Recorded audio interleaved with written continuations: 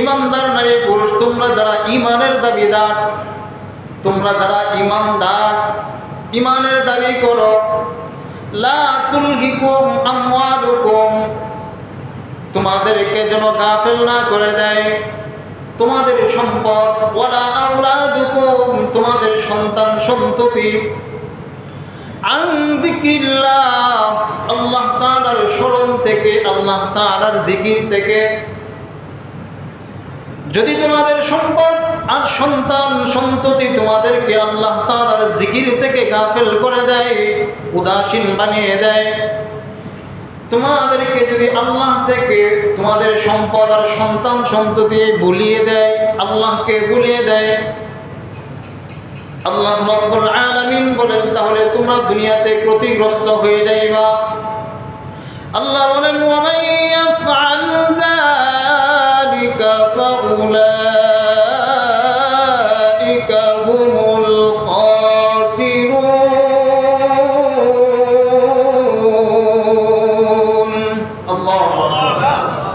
আল্লাহ বলেন সম্পদ আর সন্তান সন্ততি যদি আল্লাহ থেকে তোমাদেরকে দূরে সরিয়ে দেয়, সন্তানের প্রেমে মহব্বতে পড়ে, সম্পদের মহব্বতে পড়ে যদি আল্লাহকে ভুলে যাও, ফাউলাইকা হুমুল খাসিরুন, তাহলে তোমরা ক্ষতিগ্রস্ত হয়ে যাইবা, দুনিয়াতে লাঞ্ছিত হয়ে যাইবা, পরকালেও লাঞ্ছিত হয়ে যাইবা। এটা হলো আয়াতের সরল তরজমা। এবার আমরা এই আয়াতের তাফসীর শুনবো ইনশাআল্লাহ। শুনতে রাজি আছেন তো? ইনশাআল্লাহ। এই আয়াতের তাফসীর শোনার জন্য আমরা ১৫০০ বছর পূর্বে যাব না, আবার কিয়ামতের মাঠেও যাব না, পরকালেও যাব না। এই আয়াতের তাফসীর আজকে আমরা শুনব বর্তমান সময়ের বাংলাদেশের প্রেক্ষাপট নিয়ে। আপনারা একটু গভীরভাবে চিন্তা করবেন, দেখবেন যে বাংলাদেশের বর্তমান যে পরিস্থিতি, সেই পরিস্থিতির সাথে এই আয়াতের তাফসীর মিলে কিনা। আগেই বললাম যে ১৫০০ বছর পূর্বেও যাব না, আর কিয়ামতের ময়দানেও যাব না। মাঝখানে কিছু সময়ের জন্য কিয়ামতের ময়দানটাকে আমরা একটু সময়ের জন্য এখানে নিয়ে আসলাম। আল্লাহ রাব্বুল আলামিন বলছেন, ইয়া আইয়ুহাল্লাযীনা আমানু, হে ঈমানদার নারী পুরুষ, লা তুলহিকুম আমওয়ালুকুম ওয়ালা আওলাদুকুম আন যিকরিল্লাহ, তোমাদের সম্পদ আর সন্তান সন্ততি যেন আল্লাহ তাআলার স্মরণ থেকে তোমাদেরকে গাফেল না করে দেয়, গাফেল করে না দেয়, ভুলিয়ে না দেয়। দেখেন আমাদের সম্পদ আর সন্তান সন্ততি, আচ্ছা বলুন তো, আমাদের সমাজে আমরা যারা বসবাস করি, আমাদের কার অন্তরের মধ্যে সম্পদের প্রতি ভালোবাসা নাই? মহব্বত আছে না? সবার সন্তানের প্রতি মহব্বত আছে না? সবার সম্পদের প্রতি মহব্বত আছে, সন্তানের প্রতিও মহব্বত আছে। এটা কি আল্লাহ তাআলা জানেন না? জানেন কি না? জানেন। আল্লাহ রাব্বুল আলামিন জানেন, জানার পরেও আল্লাহ তাআলা আমাকে আপনাকে সতর্ক করছেন, আমাকে আপনাকে সতর্ক করছেন যে বান্দা, তোমার সম্পদের মোহে পড়ে, সম্পদের ভালোবাসায়, তোমার প্রভাব প্রতিপত্তি, তোমার ক্ষমতার মহব্বতে পড়ে, তোমার সন্তানের প্রেমে পড়ে, মহব্বতে পড়ে, সন্তানের ভরণ পোষণের দায়িত্ব পালন করতে গিয়ে তুমি আমাকে ভুলে যাইবা না। যদি ভুলে যাও তাহলে দুনিয়াতে তুমি ক্ষতিগ্রস্ত হবা এবং পরকালীন জীবনেও তুমি ক্ষতিগ্রস্ত হবা। শুধু তুমি ক্ষতিগ্রস্ত হবা এমনটা নয়, তোমার পরিবার পরিজন সবাই ক্ষতিগ্রস্ত হবে। বাস্তব প্রমাণ গত 2 দিন আগে আপনারা মিডিয়াতে দেখেছেন। এই যে তাফসীর কিন্তু শুরু করছি, এই আয়াতের বাস্তব তাফসীর। যদি ভুলে যায় আল্লাহকে, তাহলে আল্লাহ তাআলা তাদের পরিণতিটা কেমন করবেন দুনিয়ার জমিনে এবং পরকালীন জীবনে। গত কয়েকদিন আগে আপনারা দেখেছেন আমাদের দরবেশ বাবা, দরবেশ নামের এক বাবা ধরা পড়ছে না? ধরা পড়ছে কিনা? সালমান এফ রহমান নাম, আর পাশে ছিলেন আরেকজন আমাদের সাবেক আইনমন্ত্রী আনিসুল হক। গত 2017 সালে উনি এক ইসলামিক জলসায়, ইসলামিক মাহফিলে উনি দাঁড়িয়ে বলতেছেন যে আমি শুধু কোরআন মানি এবং হাদিস মানি, তবে কোরআনের মধ্যেও কিছু ভুল আছে। কোরআনের মধ্যে কিছু ভুল আছে, হাদিসের মধ্যে তো অসংখ্য ভুল, জয়ীফ সহিহ হাদিস, জয়ীফ হাদিস, মারফুক হাদিস, সব হাদিস আছে। উনি বক্তব্য দিচ্ছেন এক বিশাল মজলিস, ওলামায়ে কিরাম পিছনে বসা, সামনে বসা, কথা বলার সাহস নাই, কারণ আমাদের বাক শক্তি ছিল না, আমাদেরকে বাক শক্তি ছিল না, আমাদের বাক রুদ্ধ করা হয়েছিল, কথা বলতে সাহস পায় নাই। ক্ষমতার দাপটে আল্লাহর কালামকে সে অস্বীকার করে বলতেছে যে আল্লাহর কালামে কিছু কিছু ভুল আছে। আপনারা এখনো ইউটিউবে, ফেসবুকে সার্চ দিলে ভিডিওটা পাইবেন। তো আচ্ছা বলুন তো, কোরআনুল কারীমের মধ্যে কোনো ভুল আছে? সন্দেহ হয়? কোনো সন্দেহের অবকাশ আছে? এই পৃথিবীতে যত কবি, দার্শনিক, বৈজ্ঞানিক, লেখক আসছে, যারাই বই লেখছে, সমস্ত বইয়ের শেষ দিকে এই কথাটা লিখতে বাধ্য হয়েছে, লিখেছে, প্রিয় পাঠক বৃন্দ, আমার এই বইটা পড়ে যদি কোনো ভুল ভ্রান্তি পেয়ে থাকেন, মেহেরবানি করে আমাকে জানিয়ে দিবেন, পরবর্তী সংস্কারে আমরা এটাকে সংস্কার করে নিব। এই কথাটা লেখে নাই? প্রত্যেক লেখক কিন্তু এই কথাটা লিখছেন। কিন্তু আমার আপনার রব মহান মালিক, তিনি কিতাবের শুরুতেই আল্লাহ তাআলা চ্যালেঞ্জ করছেন। সুবহানাল্লাহ। আল্লাহ বলছেন আলিফ লাম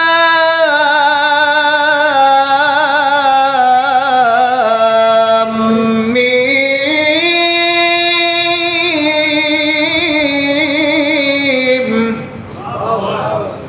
যালিকাল কিতাবু লা রাইবা ফীহি হুদাল লিল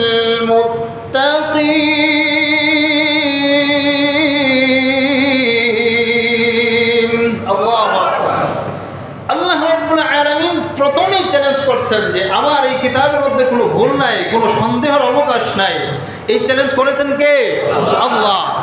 আর তদানীন্তন সময়, বর্তমান সময়ে তথাকথিত এক ভণ্ড দরবেশ, সে বলে দিল যে আল্লাহর কোরআনে কিছু কিছু ভুল আছে। আর ওই ভণ্ড দরবেশের নাম কি? সালমান এফ রহমান। তো আল্লাহ তাআলা প্রমাণ করে দিলেন যে আমার কোরআনে কোনো ভুল নাই।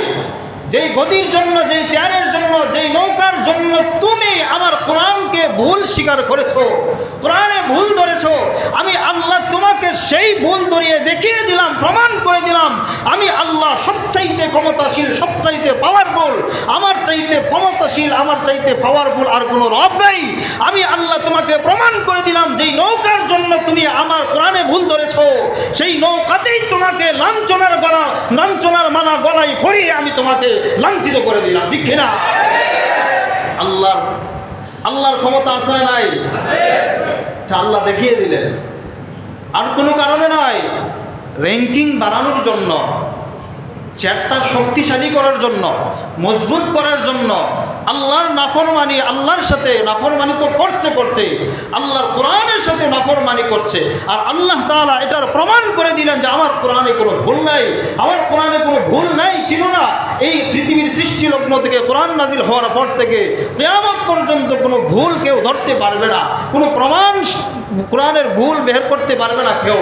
আর তুমি সালমান এফ রহমান মাঝখানে 2017 সালে এসে তুমি বলে দিলা যে আমার কোরআনে কিছু কিছু ভুল আছে। তাহলে এবার দেখো, আমি ভুলটা তোমাকে ধরিয়ে দিলাম। যেই চেয়ারের জন্য, যেই গদির জন্য তুমি আমার কোরআনকে ভুল বলেছো, সেই চেয়ার আর সেই গদি, সেই মার্কা, যেই নৌকাতে তুমি, যেই নৌকার জন্য তুমি এত কিছু করলা, সেই নৌকাতেই আমি তোমাকে পাকড়াও করলাম। আশ্চর্য একটা বিষয়, তার নামে একটা নিউজ চ্যানেল আছে, আপনারা হয়তো জানেন অনেকে, ইন্ডিপেন্ডেন্ট একটা নিউজ, তার নামে, তার ব্যক্তিগত এটা। এইটার মধ্যে হেডলাইনে লেখছে, প্রথম হেডলাইনে লেখছে যে দরবেশ বাবা এবার ধরা পড়েছে। দরবেশ বাবা এবার ধরা পড়েছে। আপনারা হয়তো নিউজ পেপারটা দেখবেন, আছে। তো সবচেয়ে মজার যে বিষয়টা হলো, আল্লাহ রাব্বুল আলামিন যে ঘোষণা করছেন, আমি আপনি আমরা যারা দুনিয়াতে বন্ধু বানায়, বন্ধু যে কিয়ামতের ময়দানে কোনো উপকারে আসবে না নেককার বন্ধু ছাড়া, এটার বাস্তব প্রমাণ আল্লাহ তাআলা দেখিয়ে দিলেন। আল্লাহ তাআলা বাস্তব প্রমাণ আমাদেরকে দেখিয়ে দিলেন, আমাদেরকে শিক্ষা দিলেন। আল্লাহ তাআলা বলছেন, আল আখিল্লাউ ইয়াওমা ইযিন বা'দুহুম লিবা'দিন আদুউন ইল্লাল মুত্তাকুন। সেই দিন মুত্তাকি বন্ধু ছাড়া, ফরহেজগার বন্ধু ছাড়া অন্য কোনো বন্ধু তোমার কাজে আসবে না। বন্ধুরা তোমার শত্রু হয়ে যাবে, সেই দিন তোমার বন্ধু শত্রু হয়ে যাবে। তো আমরা তো শুরুতেই বলেছি, কিছু সময়ের জন্য কিয়ামতের ময়দানটাকে আমরা নিয়ে আসলাম এখানে, বলছি না? কিছু সময়ের জন্য কিয়ামতের ময়দানে আলোচনা চলতেছে এখন, মনে করেন। তো বন্ধু কেমনে শত্রু হবে? দুই বন্ধু কিন্তু পলায়ন করতেছিল, দুই বন্ধুই কিন্তু নৌকায় ছিল। দুই বন্ধু ছিল না? যখন আমাদের সাবেক আইনমন্ত্রী আনিসুল হক সাহেবকে গ্রেফতার করছে, গ্রেফতার করার পরে ওনাকে নিয়ে আসতেছে, তো উনি বলে দিল যে আমি একা নয়, ওই যে আরেকজন আছে।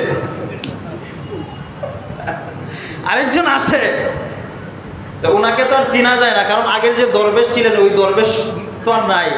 দাড়িগুলো তো আপনারা দেখেছেন যে এমনভাবে ছাঁটছে, মনে হয় যে একেবারে জীবনে দাড়ি উঠেই নাই। তো আল্লাহ তাআলার পাকড়াও খুব কঠিন ভয়ানক পাকড়াও। বন্ধু যে কাল কিয়ামতের ময়দানে বন্ধু শত্রু হয়ে যাবে, এটার বাস্তব প্রমাণ। দুইজনেই কিন্তু বন্ধু ছিল, দুইজনেই কিন্তু একসাথে পালাতে চেয়েছিল। একজন ধরা পড়েছে, উনি ভাবছে ওনাকে তো আর ছাড়া যাবে না, আমি ধরা পড়ছি তাই ওনাকে রেখে যাব কেন, উনি বেঁচে যাবেন না, এই সুযোগ দেওয়া হবে না। ওনাকেও ধরেন, ওই যে উনি সালমান এফ রহমান সাহেব, উনি বসে আছেন, ওনাকে ধরেন। একেবারে আপনারা হয়তো ভিডিও ফুটেজে দেখেছেন, একেবারে নৌকার একেবারে পিছনে ছিল, উনি পিছনে গা ঢাকা দিয়ে বসেছিলেন। তো ওনাকেও ধরছে। তো বুঝতে পারছেন তো তাফসীর, বুঝতে পারছেন তো? কিয়ামতের ময়দানে অসৎ বন্ধু কাজে আসবে। দুনিয়াতেই যদি কাজে না আসে, তাহলে কিয়ামতের ময়দানে তো ভয়ানক অবস্থা হবে। তো সেখানে কেমনে কাজে আসবে? এই জন্যই তো আল্লাহ তাআলা আমাকে আপনাকে সতর্ক করছেন, আল্লাহিল্লাহু ইয়াওমা ইযিন বা'দুহুম লিবা'দিন আদুউন। তোমরা একে অপরকে যে বন্ধু বানাও, মুত্তাকি ছাড়া বন্ধু বানাইবা না, ফরহেজগার ছাড়া বন্ধু বানাইবা না। যদি তোমরা চোর বাটপার আর লম্পটদেরকে বন্ধু বানাও, কাল কিয়ামতের ময়দানে তো ধরা পড়বাই, তারা তোমার শত্রু হবে, দুনিয়াতেও তোমার শত্রু হয়ে যাবে। যেটার বাস্তব প্রমাণ দেখিয়ে দিয়েছে, আমাদেরকে শিক্ষা দিয়েছে আমাদের দুইজন মন্ত্রী। তো কিছু সময়ের জন্য আজকের তাফসীর এখানে, কিছু সময়ের জন্য আমরা কিন্তু কিয়ামতের ময়দান নিয়ে আসলাম। তো দেখেন, আল্লাহ তাআলা এই কথাটাই বলতে চাচ্ছেন যে আমার সাথে নাফরমানি করবা, তোমার ক্ষমতার চেয়ার পেয়ে তুমি আমাকে ভুলে যাইবা, তোমার সম্পদের ভালোবাসায়, তোমার সম্পদ পেয়ে তুমি আমাকে ভুলে যাইবা, তোমার পরিণতিটা ভালো হবে না, খুব ভয়াবহ হবে। দুনিয়াতে তুমি ক্ষতিগ্রস্ত হবা, পরকালীন জীবনেও তুমি ক্ষতিগ্রস্ত হবা। যেটার বাস্তব প্রমাণ আপনারা দেখেছেন। এমন ক্ষতিগ্রস্ত হয়েছে, পচা ডিম পর্যন্ত তার গায়ে নিক্ষেপ করছে। আপনারা দেখেছেন না? পচা ডিম পর্যন্ত তার গায়ে নিক্ষেপ করছে। একজন মানুষ কতটুকু অসহায় হয়ে, দেখি এখন হয়তো অনেকে আপনারা দেখেছেন যে তার চেহারাটা কতটুকু অসহায় হয়েছে। আল্লাহ রাব্বুল আলামিন আমাদেরকে জানায় দিলেন, এই পৃথিবীর মানুষ আমার স্মরণ থেকে গাফেল হয়ে আমাকে ভুলে যে তোমরা তোমাদের সম্পদের ভালোবাসায়, তোমাদের সন্তানের ভালোবাসায় পড়ে আমাকে ভুলে যে তোমরা সফলতা অর্জন করতে পারবে না। তোমরা ব্যর্থতার জীবন নিয়ে তোমরা লাঞ্ছিত অবস্থায় দুনিয়া থেকে আসবা, পরকালীন জীবনও তোমার লাঞ্ছিত অবস্থায় তোমাকে থাকতে হবে। এই মেসেজ আল্লাহ তাআলা আমাদেরকে দিচ্ছেন। এরপরে আল্লাহ তাআলা আমাদেরকে বলছেন, وَأَنفِقُوا مِمَّا رَزَقْنَاكُم مِّن قَبْلِ أَن يَأْتِيَ أَحَدَكُمُ الْمَوْتُ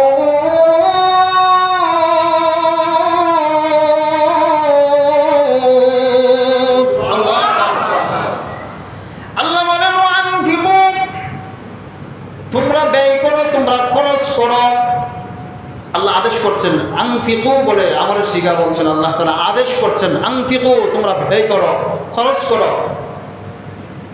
আল্লাহকে আমরা বললাম, আল্লাহ আমরা কি খরচ করব? আল্লাহ বলেন মিম্মা রাযাকনাকুম, আমি তোমাদেরকে যে রিজিক দিয়েছি, আমি তোমাদেরকে যা দিয়েছি তা থেকে তোমরা খরচ করবা। আল্লাহকে আমরা প্রশ্ন করলাম, আল্লাহ আপনি যা দিয়েছেন, আপনি ব্যয় করতে বলেছেন, খরচ করতে বলেছেন, বুঝলাম, কোথা থেকে খরচ করব সেটাও বুঝলাম, কখন খরচ করব প্রশ্ন করলাম আল্লাহকে। আল্লাহ বলেন মিন ক্বাবলি আন ইয়াতিয়া আহাদাকুমুল মাউত,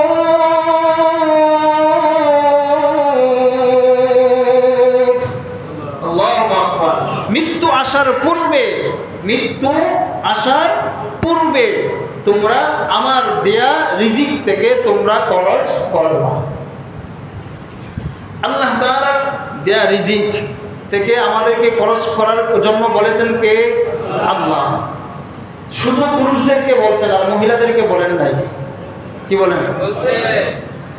মাইকের আওয়াজ যে পর্যন্ত যাচ্ছে, যতদূর যাচ্ছে আমার মা বোনেরা যারা আলোচনা শুনছেন, আপনাদেরকেও আল্লাহ তাআলা বলছেন ওয়ানফিকু, তোমরা তোমাদের সম্পদ থেকে খরচ করো, ব্যয় করো। মা বোনেরা হয়তো অনেক সময় প্রশ্ন করে থাকেন, অনেক সময় আলোচনা সমালোচনাও করেন, শোনা যায়, কানে আসে অনেক সময়, যে মসজিদ থেকে শুধু শুধু খালি দান করার জন্য, মসজিদ থেকে মাইকে প্রতিদিন দান করার জন্য বলে, মসজিদে খালি দানের জন্য খালি পাগল, তারা দান টাকা চায়, খালি সবসময় টাকা চায়। আবার আমার ভাইদেরকে, মা বোনেরা আমার ভাইদেরকে, বাবাদেরকে অনেক সময় নিষেধ করে যে মসজিদে যাবা না, মসজিদে শুধু টাকা চায়। মা বোনেরা আপনারা শুনুন, আল্লাহ রাব্বুল আলামিন সূরাতুল মুনাফিকুনের 10 নম্বর আয়াতে আপনাকে বলছেন ওয়ানফিকু, আপনার সম্পদ থেকে ব্যয় করার জন্য আপনাকে আল্লাহ তাআলা আদেশ করছেন। আমি ইমাম সাহেব আপনাদেরকে মেসেজ পৌঁছিয়ে দিচ্ছি, আমি আপনাদের কাছে টাকা চাচ্ছি না, আল্লাহ তাআলার এই মেসেজ আপনাকে পৌঁছে দিচ্ছি। আপনি জেনে রাখুন, আল্লাহ তাআলা আপনাকে আদেশ করছেন ওয়ানফিকু, তোমার সম্পদ থেকে তুমি ব্যয় করো। যদি আল্লাহকে প্রশ্ন করেন যে আল্লাহ কোথা থেকে ব্যয় করব, আল্লাহ এই কথাও বলে দিয়েছেন মিম্মা রাযাকনাকুম, আমি যে সম্পদ তোমাকে দিয়েছি, যেই মাল তোমাকে দিয়েছি, সেই মাল থেকে। যদি আল্লাহকে বলেন আল্লাহ কখন ব্যয় করব, আল্লাহ সেটাও, সেই প্রশ্নের জবাবও আল্লাহ তাআলা দিয়ে দিয়েছেন।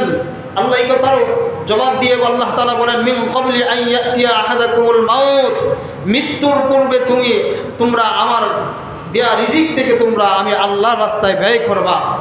আল্লাহ তাআলাকে আমরা বললাম কোন রাস্তায় ব্যয় করব? গানের সিনেমার আড্ডায়, না মদের আড্ডায়, না জোয়ার আড্ডায়, না ব্যভিচারের আড্ডায়, কোন জায়গায় ব্যয় করব?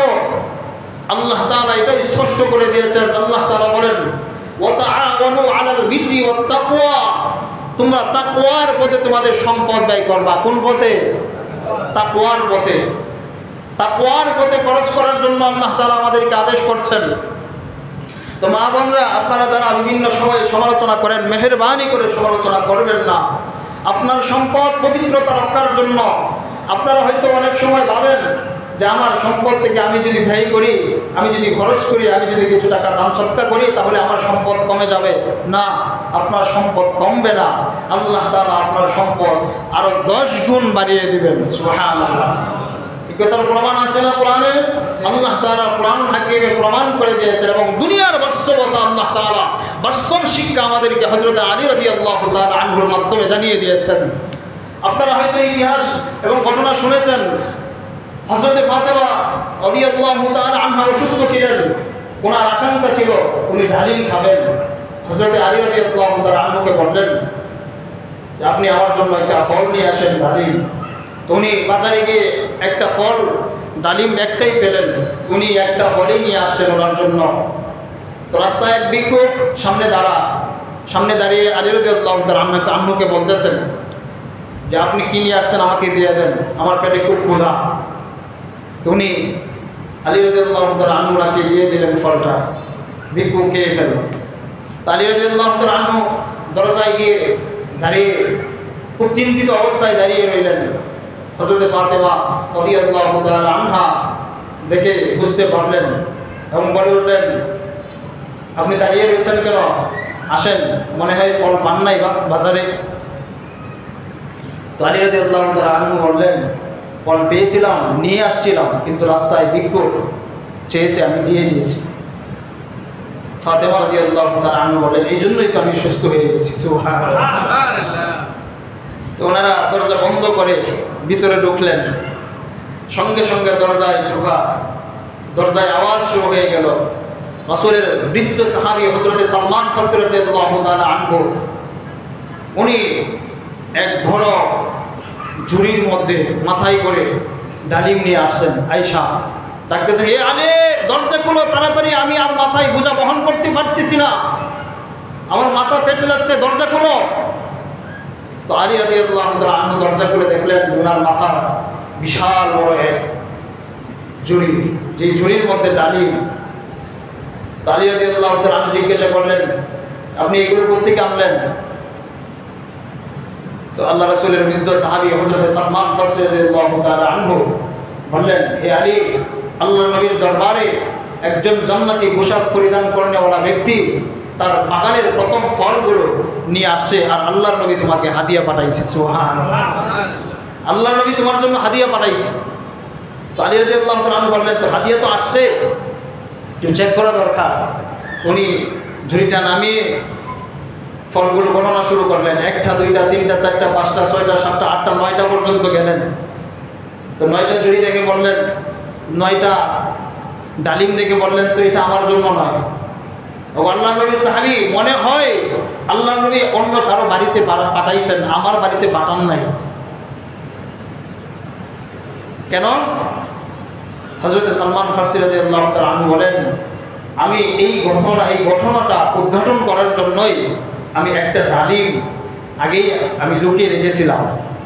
ডালিম কিন্তু 10টা দিয়েছেন। কয়টা? 10টা। কিন্তু উনি আলী রাদিয়াল্লাহু তাআলা আনহু হাতে প্রথম দিয়েছেন কয়টা?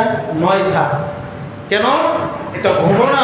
আল্লাহ রাসূল সাল্লাল্লাহু আলাইহি ওয়াসাল্লামের কাছে এই ডালিমগুলো আসছে, আর এই 10টা ডালিমই আলীকে দিয়ে দেওয়া হয়েছে, আলীকে হাদিয়া দেওয়া হয়েছে। কারণটা কি? এটার ঘটনাটা কি? এটার রহস্যটা কি? উনি বৃদ্ধ সাহাবী তো সালমান ফারসি রাদিয়াল্লাহু তাআলা আনহু খুব অভিজ্ঞ। উনি এই ঘটনাটা উদ্ঘাটন করার জন্য উনি একটা লুকিয়ে রাখছেন। তো আলী রাদিয়াল্লাহু তাআলা আনহু বলেন, কি সমস্যা? আলী রাদিয়াল্লাহু তাআলা বলেন, আমি তো একটা দান করছি, একের বিনিময়ে 10 পাবো, তাহলে 9 কেন? এটা আমার না। সুবহানাল্লাহ।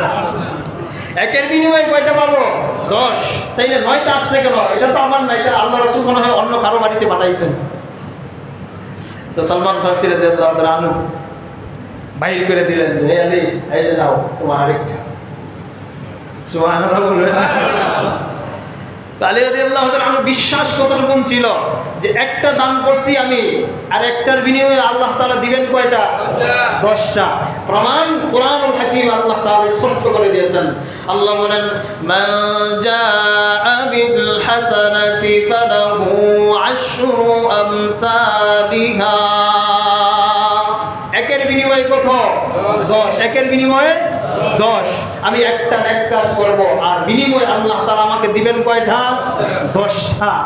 তো 10টা দিবেন। তো আমি যেই কথাটা বলতে যাচ্ছিলাম, আমরা হয়তো অনেক সময় ভাবি আমার সম্পদ যদি আমি খরচ করি, তাহলে সম্পদ খরচ করার কারণে আমার সম্পদ কমে যাবে। না, সম্পদ খরচ করার কারণে কখনো সম্পদ কমবে না। আল্লাহ তাআলা আরো স্পষ্ট করে দিলেন। আল্লাহ বলেন, ইয়ামহাকুল্লাহুর রিবা ওয়া ইউরবিস সাদাকাত। তোমরা সদকা করবা, তোমাদের সম্পদ বৃদ্ধি করা হবে। আর যদি তোমরা সুদ খাও, তোমরা যদি সুদি লেনদেন করো, তাহলে তোমাদের সম্পদ কমে যাবে। কিন্তু সদকা যদি করো, তোমাদেরকে সম্পদ বৃদ্ধি করে দিবেন। আর যিনি সম্পদ বৃদ্ধি করে দিবেন তিনি কে? আল্লাহ। আল্লাহ আমাদের সম্পদ বৃদ্ধি করবেন। এই জন্য আল্লাহ তাআলা আমাকে আপনাকে আদেশ করছেন, আমার মা বোনদেরকেও আদেশ করছেন। মা বোনেরা এই পর্যন্ত দানের হাতটা, আপনাদের দানের হাতটা সংকুচিত করে রাখছেন, দানের হাতটা আপনারা প্রসারিত করেন। আপনাদেরকেও জাহান্নাম থেকে বাঁচতে হবে। জাহান্নাম থেকে বাঁচতে হবে না? মা বোনদেরকে জাহান্নামে বাঁচতে হবে না?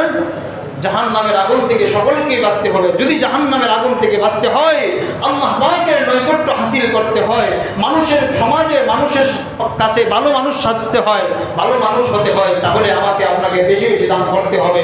যেমনটা আল্লাহ নবী সাল্লাল্লাহু আলাইহি ওয়াসাল্লাম তিরমিজি শরীফের এক হাদিসের মধ্যে বলছেন, আস-সাহিয়্যু বাঈদুন আস-সাহিয়্যু করিবুন মিনাল্লাহ। যে ব্যক্তি দানশীল ব্যক্তি আল্লাহ তাআলার নিকটবর্তী হয়ে যায়। সুবহানাল্লাহ। আল্লাহ তাআলার নিকটবর্তী হয়ে যায়। ওয়াবাঈদুন ওয়া করিবুন মিনাল জান্নাহ। আর দানশীল ব্যক্তি জান্নাতের নিকটবর্তী হয়ে যায়। সুবহানাল্লাহ। ওয়া করিবুন মিনান নাস। দানশীল ব্যক্তি মানুষের খুব কাছাকাছি হয়ে যায়, মানুষ তাকে খুব মহব্বত করে, মানুষ তাকে খুব ভালোবাসে, মানুষের ভালোবাসা পেয়ে যায়। করিবুম মিনাল জান্নাহ ওয়া বাঈদুম মিনান নার। এবং ওই দানশীল ব্যক্তি থেকে জাহান্নাম দূরে সরে যায়। সুবহানাল্লাহ। প্রকান্তরে আল্লাহ নবী সাল্লাল্লাহু আলাইহি ওয়াসাল্লাম স্পষ্ট করে দিলেন, আল বাখিলু বাঈদুম মিনাল্লাহ। আর যে ব্যক্তি কৃপণতা করবে তার থেকে আল্লাহ তাআলা দূরে সরে যাবে। নাউজুবিল্লাহ বলবেন না? যে কৃপণ তার থেকে দূরে সরবেন কে? আল্লাহ। ওয়াবাঈদুম মিনাল জান্নাহ। জান্নাত তার থেকে দূরে সরে যাওয়া হবে। ওয়াবাঈদুম মিনান নাস। মানুষ তার থেকে দূরে সরে যাবে। ওয়া করিবুম মিনান নার। এবং জাহান্নামকে তার নিকটবর্তী করা হবে। নাউজুবিল্লাহ। তাহলে আমরা সাখী হতে চাই না বখিল হতে চাই? সাখী হতে চাই। আমরা দানশীল হতে চাই, দানশীল হতে চাই, বখিল হতে চাই না। কারণ বখিল হলে আমাদের বিপদ। বখিল হতে চাই না, আমরা সাখী হতে চাই। প্রিয় মুসলিম ভাইয়েরা, আল্লাহ রাব্বুল আলামিন আমাকে আপনাকে আদেশ করছেন, ওয়ানফিকু মিম্মা রাযাকনাকুম মিন ক্বাবলি আন ইয়াতিয়া আহাদাকুমুল মাউত। হে দুনিয়ার মানুষ, আমি আল্লাহ যেই রিজিক তোমাদেরকে দিয়েছি সেই রিজিক থেকে আমি আল্লাহর রাস্তায় ব্যয় করো, আমি আল্লাহর রাস্তায় খরচ করো মৃত্যু আসার পূর্বে। মৃত্যু আসার পূর্বে। আচ্ছা বলুন তো, মৃত্যু আমার আপনার 40 সালে আসবে, 40 সালে আসবে, 30 সালে, 70-এ, আগামীকালকে, এখন মৃত্যু হতে পারে কিনা? এখন হতে পারে না মৃত্যু? ভয় লাগতেছে। আপনাদের সন্দেহ হয়? আপনাদের হয়তো জানা আছে যে আমি আজকে মরবো না, গ্যারেন্টি আছে? নাই। এখনো মৃত্যু হতে পারে। সেজন্যই আল্লাহ বলছেন, মৃত্যুর আসার পূর্বেই আমি যে সম্পদ তোমাদেরকে দিয়েছি সেই সম্পদ থেকে তোমরা ব্যয় করো। এই কথাটা বলার কারণ কি? আল্লাহ এই কথাটা বললেন কেন? আমরা আল্লাহকে বললাম, আল্লাহ আপনি বলছেন ব্যয় করার জন্য, খরচ করার জন্য। আমরা আপনাকে বললাম যে আমরা কোথা থেকে খরচ করব? আপনি বলছেন আপনার দেয়া সম্পদ থেকে খরচ করার জন্য। আল্লাহকে বললাম, আল্লাহ আপনার দেয়া সম্পদ থেকে খরচ করলাম, বুঝলাম, তো আমরা কখন ব্যয় করব, কখন খরচ করব? আল্লাহ বললেন মৃত্যু আসার পূর্বে। আমরা বললাম, আল্লাহ সেটাও বুঝলাম, মৃত্যু আসার পূর্বেই আমাদেরকে খরচ করতে হবে। আমরা কোন পথে খরচ করলাম? আল্লাহ বললেন তাকওয়ার পথে খরচ করবা। আল্লাহকে বললাম, আল্লাহ সেটাও বুঝলাম, তো কেন খরচ করব? এটার কারণ কি? খরচটা করবো কেন? আমরা আপনার দেওয়া সম্পদ ব্যয় করবো কেন? কারণ কি? কেন ব্যয় করতে হবে? আল্লাহ রাব্বুল আলামিন এই কথাটা তাফসীর সূরাতুল মুমিনুনের 99 এবং 100 নম্বর আয়াতে করেছেন। আল্লাহ রাব্বুল আলামিন বলেন, কেন তোমরা দান করবা? দান করার জন্য তোমাদেরকে তোমাদের মাল খরচ করার জন্য বলেছি, জানো? فيقول ربي لولا أخرتني إلى أجل قريب। যেদিন মৃত্যু তোমার কাছে চলে আসবে, যেদিন তোমার নাকের ডগায় মৃত্যু চলে আসবে, মালাকুল মউত এসে হাজির হয়ে যাবে, সেদিন বড় আফসোস করে বলতে থাকবা, ফায়াকুল রব্বি, হে আমাদের রব, লাউলা আখরতানি ইলা আজালিন করিব। আমাকে কি আর অল্প সময়ের জন্য অবকাশ দেওয়া যায় না? আমাকে কি আর অল্প সময় দেওয়া যায় না? আমি কিছু দান সদকা করব, আমি ভালো কাজ করব, সৎকর্মশীলদের অন্তর্ভুক্ত হয়ে যাব, আমাকে কি এই অবকাশ দেওয়া যায় না? এই আফসোস করবা। এই আফসোস যেহেতু করবা, এই জন্য আমি আল্লাহ আগেই বলে দিলাম যে মৃত্যু আসার পূর্বেই তোমরা তোমাদের সম্পদ ব্যয় করো। বুঝতে পারছেন? তাফসীর বুঝতে পারছেন কেন আল্লাহ বলছেন মৃত্যু আসার পূর্বে? বুঝতে পারছেন তো? কারণ যখন আমার আপনার মালাকুল মউত এসে হাজির হয়ে যাবে, সাকরাত শুরু হয়ে যাবে, তখন তো আমি আপনি নিরুপায় না? কিছু করার আছে? উপায় আছে কিছু করার? তখন আমি আপনি আফসোস করব আর বলতে থাকবো, ফায়াকুল রব্বি লাউলা আখরতানি ইলা আজালিন করিব। হে আমাদের রব, আর কিছু সময়ের জন্য আমাকে অবকাশ দে, আর অল্প সময় আমাকে দেন, আমি দুনিয়াতে গিয়ে ফাসাদ্দাকা ওয়া আকুম মিনাস সালিহিন, আমি সদকা করব, দান সদকা করব, আমি নেক কাজ করব, ভালো ভালো কাজ করব, আমাকে আর অল্প সময় দেন। আল্লাহ বলবেন সেদিন অসম্ভব, অসম্ভব, আর সময় দেওয়া হবে না, অসম্ভব, আর সময় দেওয়া হবে না। সেদিন আফসোস করে লাভ নাই। আমার মন বলে, কিছু সময় আগে যে আমরা বলেছি দরবেশ বাবা যে ধরা পড়ছে, সে যে যত নাফরমানি করছে, আমার মন বলে এখন যদি তাকে বলা হয়, সে কিন্তু এখন নিরুপায়। তার মনে মনে, আমার মনে হয় তার মনে এমন একটা চিন্তা চেতনা আছে যে আমাকে যদি ছেড়ে দেওয়া হয়, আমি এখন আর এই অবৈধ কাজ আর আল্লাহর সাথে নাফরমানি করব না। আমার মন বলে, আপনাদের মন কি বলে বুঝি না। কারণ একজন মানুষ কতটুকু অসহায় হয়েছে আপনারা দেখেছেন মিডিয়াতে। এর চেয়ে আর কি লাঞ্ছিত আর লাঞ্ছনা আর কি হতে পারে? এর চাইতে আর কি লাঞ্ছনা হতে পারে? হাজার হাজার হাজার কোটি টাকার মালিক, আপনারা দেখেছেন হাজার হাজার কোটি টাকার মালিক। কালকেও একটা নিউজ পেপার আসছে 36,000 কোটি টাকার মালিক 7 ব্যাংকেই নাকি 36,000 কোটি টাকা ঋণ। ও আচ্ছা, হাজার হাজার কোটি টাকার মালিক সে, এটা বাস্তব। তো এত টাকা আর এত সম্পদ, এত কিছু টাকার পরেও সে কতটুকু অসহায় হয়ে পড়ে রয়েছে, আজকে রিমান্ডে আছে। কারণ কি? আল্লাহর নাফরমানি। কারণ আল্লাহর নাফরমানি। আমার মন বলে সে, তাকে যদি ছেড়ে দেওয়া হয়, সে বলবে এই সময় এমন বলবে মনে হয় যে আমাকে ছেড়ে দেন, আমি আর দুনিয়াতে নাফরমানি করব না, আমি ভালো ভালো কাজ করব, দান সদকা করব, টাকা পয়সা যা আছে আমি সব দান করে আমি মসজিদ বানাবো, মন্দির বানাবো। আমার মন বলে। আল্লাহ রাব্বুল আলামিন সূরাতুল মুমিনুনের 99 নম্বর আয়াতে বলেন, হাত্তা ইযা জাআ আহাদাহুমুল মাউত।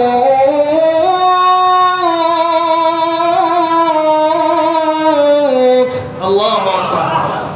আল্লাহ বলেন, যখন মৃত্যু তোমাদের কাছে এসে হাজির হয়ে যাবে, যখন মৃত্যু উপস্থিত হয়ে যাবে, ক্বালা রাব্বির জিউন, ওই সময় তোমরা বড় আফসোস করে বলতে থাকবা, ওগো আমার রব, আমাকে আর অল্প সময়ের জন্য অবকাশ দিন, আর অল্প সময়ের জন্য আমাকে দুনিয়ায় প্রেরণ করুন। কেন দুনিয়ায় প্রেরণ করবেন? ওই সময় তোমরা বড় আফসোস করে বলবা, দুনিয়ার নাফরমানের জিন্দেগি তোমরা শেষ করে যখন মালাকুল মউত আজরাইল এসে তোমার কাছে এসে হাজির হয়ে যাবে, যখন সাকরাত শুরু হয়ে যাবে, নিরুপায় হয়ে তখন তুমি রবকে বলতে থাকবা, ক্বালা রাব্বির জিউন, রব আমাকে আর একটু সময়ের জন্য অবকাশ দিন, আমি ভালো ভালো কাজ করব, লাআল্লি আ'মালু সালিহা, আমি ভালো ভালো কাজ করব, খুব নেককার হয়ে যাব, আমি খুব সুন্দর সুন্দর কাজ করব, নেকের কাজ করব, আমাকে আরেকটু অবকাশ দেন না। ফিমা তারাক্তু, ইতিপূর্বে আমি যা করিনি, আমি ওই কাজগুলো করব। আমি যে নাফরমানি করেছি আপনার নাফরমানি করব না, ভালো কাজ করব, ভালো ভালো কাজ করব, যেই ভালো কাজগুলো আমি আগে করি নাই, যার কারণে সাকরাত শুরু হয়ে গেছে। তো আল্লাহ রাব্বুল আলামিন বলেন, কাল্লা, কখনো না, কাল্লা ইন্নাহা কালিমাতুন হুয়া কাইলুহা, আল্লাহ বলেন এটা অসম্ভব, এই সুযোগ তোমাকে আর দেওয়া হবে না।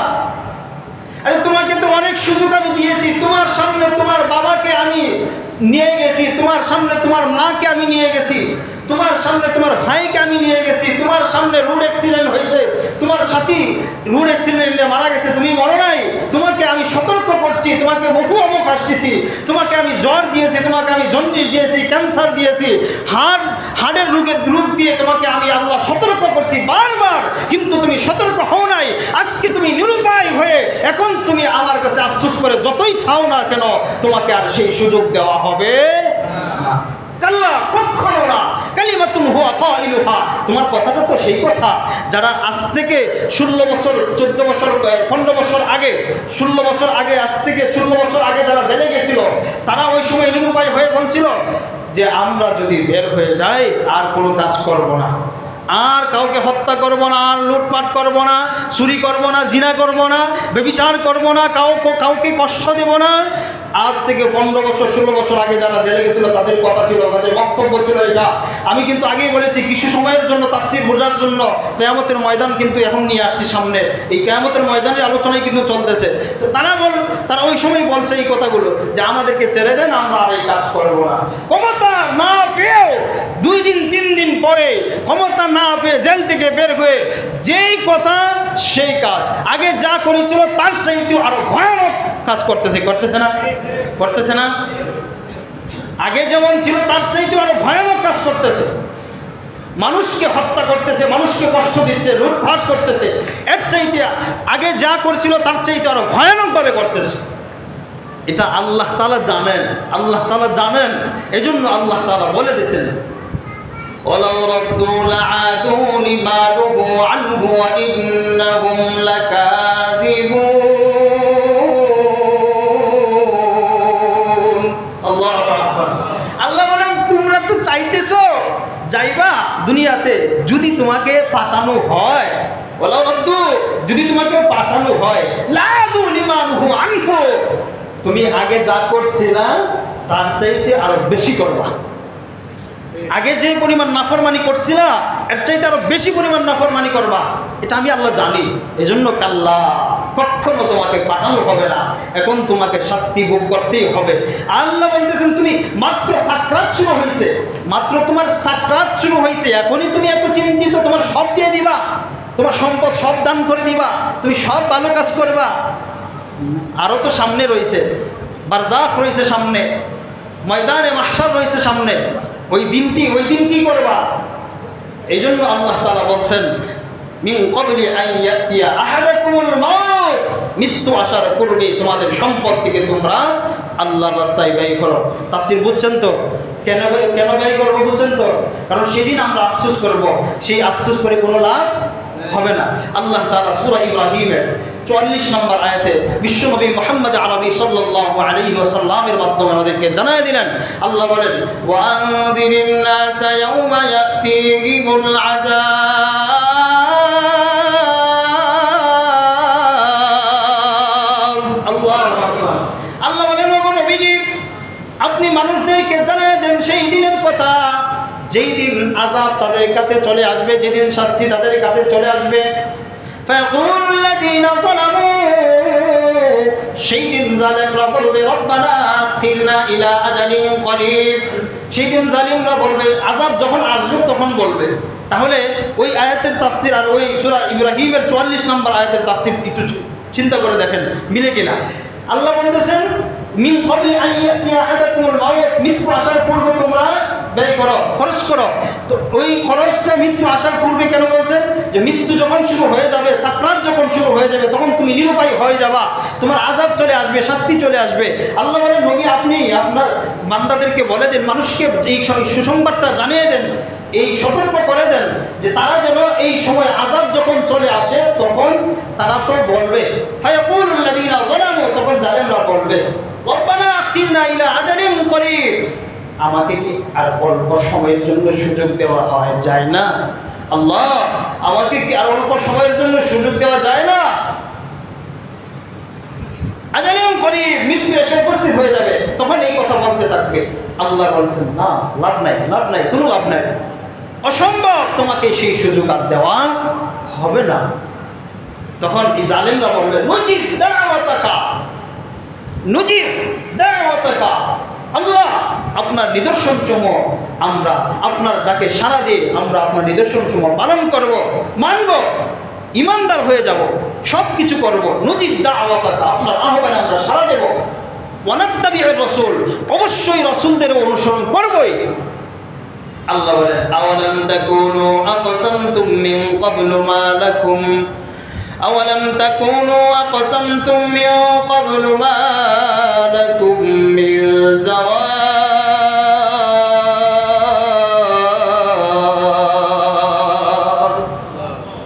আল্লাহ বলেন, আওয়ালাম তাকুনু আকসামতুম, তোমরা কি কসম করতে না? তোমরা কি কসম করতে না? আওয়ালাম তাকুনু আকসামতুম, তোমরা কি কসম করতে না? মিন ক্বাবলু মা লাকুম মিন জাওয়াল। তোমরা 40 সাল পর্যন্ত ক্ষমতায় থাকবা, তোমাদের পতন হবে না, তোমরা কসম করতে না। 50 সাল পর্যন্ত তোমরা ক্ষমতায় থাকবা, তোমার চেয়ার তোমার থেকে সরাইতে পারবে না, এই কসম তুমি করতা। আর ওই কসম করার কারণে আমি আল্লাহ আজকে তোমার লাঞ্ছনার মালা গলায় পরায় তোমাকে দেশ থেকে বাহির করছি। আল্লাহ বলতেছে আওয়ালাম তাকুনু আকসামতুম, তুমি তো কসম করতা, আমার সাথে নাফরমানি চরম পর্যায়ে করেছো, করে বলতা যে আমরা 40 সাল পর্যন্ত থাকবো, আমি আগামী 20 বছর বেঁচে থাকবো, আমি 50 সাল 70 সাল পর্যন্ত বেঁচে থাকবো, আমার এখনো আমার আল্লাহ তাআলার পথে ফিরে আসার ইহদিনাস সিরাতাল মুস্তাকিমের পথে চলে আসার আমার সময় হয় নাই। এই শপথ তো তোমরা করতা, এই শপথ যেহেতু করতা তাহলে আজকে শাস্তি ভোগ করো, আর সুযোগ নাই, আর ছেড়ে দেওয়া হবে না, এই অবকাশ তোমাদেরকে দেওয়া হবে না। প্রিয় মুসলিম ভাইরা, আল্লাহ রাব্বুল আলামিন আমাদেরকে ধন দৌলত দিয়ে, টাকা পয়সা দিয়ে, সন্তান সন্ততি দিয়ে আল্লাহ তাআলা আমাদেরকে পরীক্ষা করছেন, আর ওই পরীক্ষার মধ্যে আমাদের জন্য জান্নাত রাখছেন, জাহান্নাম রাখছেন। যদি আমরা আমাদের সম্পদকে সঠিকভাবে ব্যয় করে, খরচ করে আমরা দুনিয়াতে চলতে পারি, তাহলে আল্লাহ তাআলা আমাদেরকে জান্নাত দান করবেন, আল্লাহ তাআলা আমাদেরকে জাহান্নাম থেকে বাঁচাবেন। আল্লাহ রাব্বুল আলামিন বলেন লাউলা আখখারতানি ইলা আজালিন করিব, আর সুযোগ দেওয়া হবে না। আল্লাহ বলেন ওয়ালা ইউআখিরুল্লাহু নাফসান ইযা জাআ আজালুহা, সময় যখন এসেই গেছে এখন আর সুযোগ দেওয়া হবে না। আল্লাহ বলেন আল্লাহু খাবীরুম বিমা তা'মালুন, বান্দা তোমরা যা কিছু করছো সব কিছুর খবর আমি আল্লাহ রাখি, সব কিছুর খবর আমি আল্লাহর কাছে আছে, সব কিছুর সংবাদ আমি আল্লাহ রাখি। তোমরা শুনো, যদি আমার নিদর্শনসমূহ পালন না করো, আমাকে মিথ্যা, আমার নিদর্শনসমূহকে মিথ্যা প্রতিপন্ন করো, মিথ্যা রূপে প্রকাশ করো, আমার নিদর্শন সময় পালন না করো, তাহলে তোমাদের অবস্থা ভয়ানক হবে। আমি আল্লাহ সব জানি, সব রাখি। শুনো, আল্লাহ বলতেছেন সূরা বাকারার 39 নম্বর আয়াতে ওয়াল্লাযীনা কাফারু ওয়া কাযযাবু বিআয়াতিনা উলাইকা আসহাবুন নার। আল্লাহ বলেন সব কিছু শুনলা, সব কিছু বুঝলা, কিন্তু পালন করলা না, অস্বীকার করলা, মিথ্যা প্রতিপন্ন করলা, অস্বীকার করলা, উলাইকা আসহাবুন নার, তোমাদের জন্য রয়েছে জাহান্নাম, হুম ফিহা খালিদুন, সেখানেই তোমরা চিরস্থায়ী থাকবা। তাহলে আল্লাহর হুকুম পালন করবো তো আমরা ইনশাআল্লাহ। আল্লাহ তাআলা আমাদেরকে যে মেসেজ এই সূরা মুনাফিকুনের 9, 10, 11 নম্বর আয়াতে দিয়েছেন, সেই মেসেজ অনুযায়ী আমাদের জীবন গড়বো তো ইনশাআল্লাহ। আল্লাহ তাআলা আমাদের সকলকে বুঝে শুনে আমল করার তৌফিক দান করুন, সকলে বলে আমিন। ইনশাআল্লাহ যারা সুন্নত পড়ি নাই, কবলা জুমা চার রাকাত সুন্নত পড়ে নেই।